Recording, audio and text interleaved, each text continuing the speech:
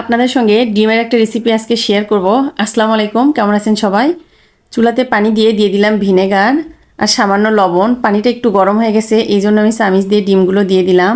ডিমগুলো যখন সিদ্ধ হয়ে গেছে আমি হালকা একটু ফেটে নিয়ে পানির ভিতরে রেখেছি যাতে খোসাটা আলগা হয়ে যায়। খোসা ছাড়ানোর সময় যাতে ডিমের সাদা অংশ উঠে না আসে, এতে দেখতে খারাপ লাগে।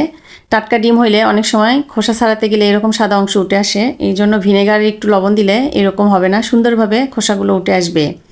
কড়াইয়ে আমি একটু তেল দিলাম, দিয়ে একটু লবণ ছিটিয়ে দিলাম যাতে তেলগুলো না ছিটে আসে গায়ে। আর আমি ডিমগুলো এখানে একটু লাল লাল করে ভেজে নিব। এগুলো ভেজে আমি তুলে রাখবো। ওই তেলেই আমি দিয়ে দিব সামান্য পেঁয়াজ কুচি, তেজপাতা, সাদা এলাচ, একটু আস্ত জিরা। এগুলো একটু লাল লাল করে ভেজে নেব। আমি এখানে পেঁয়াজ আর কাঁচামরিচ হালকা একটু ভেজে নিয়েছি, পেঁয়াজের যাতে কাঁচা গন্ধটা না থাকে, এই জন্য ওগুলো আমি আবার শিলপাটায় বেটে নিব।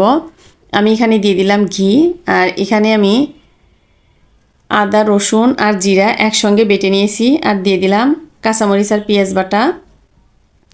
এখানে দিলাম কাঠবাদাম বাটা। সবগুলো মশলা আমি একসঙ্গে ভালো করে মিশিয়ে নিব তেলের সঙ্গে। এই মশলাটা অনেকক্ষণ ধরে ভেজে নিতে হবে। আমি দিয়ে দিলাম স্বাদ অনুযায়ী লবণ। এই মশলাটা যত বেশি করে কষাবো এই রান্নাটা তত ভালো হবে।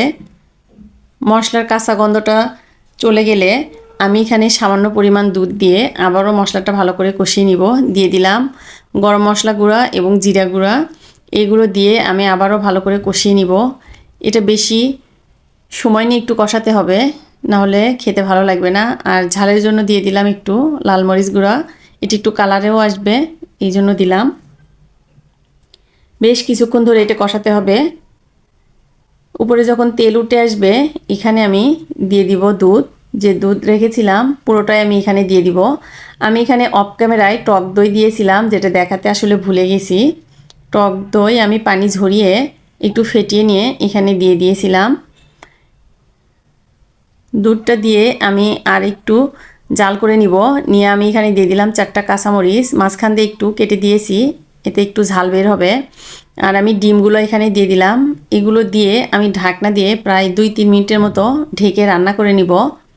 আমার রান্নাগুলো যদি আপনাদের ভালো লাগে, যারা ইউটিউব চ্যানেল থেকে দেখছেন আমার চ্যানেলটা সাবস্ক্রাইব করে রাখবেন, আর যারা ফেসবুক থেকে দেখছেন আমার ফেসবুক পেজটা ফলো দিয়ে রাখবেন।